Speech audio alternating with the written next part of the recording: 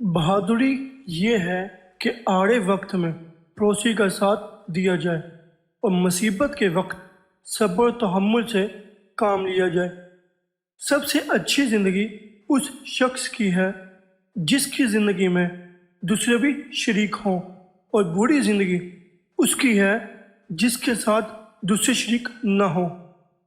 علم سیکھو، اور اگر زبانی یاد نہ رکھ سکو تو لکھ کر اپنے پاس رکھ لیا کرو۔ اللہ تعالیٰ کا زور زیادہ قوی ہے اور اس کی سزا بھی زیادہ سخت ہے۔ اپنے باطن کو برائیوں سے بچاؤ، کیونکہ اللہ تعالیٰ دل کے حالات کو دیکھتا ہے۔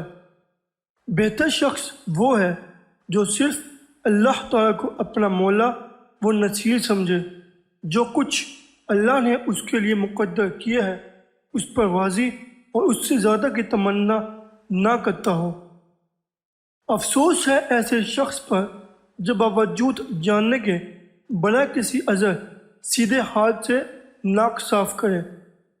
اللہ تعالیٰ اپنے یاد کرنے والوں کو نہیں بھولتا، اپنے سے دعا کرنے والوں کو نا امید نہیں کرتا۔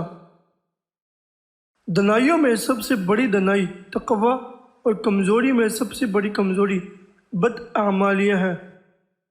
اللہ تعالیٰ بہتر بدلہ لینے والا ہے۔ دین کی بنیاد عقائد کی صحت پر ہے۔ ان میں فتور پیدا ہو جانے سے مذہب کی پوری عماد متزلزل ہو جاتی ہے۔ میرے نزدیک کسی کی جائز حاجت پوری کرنا 1 مہینے کے اعتکاف سے بہتر ہے۔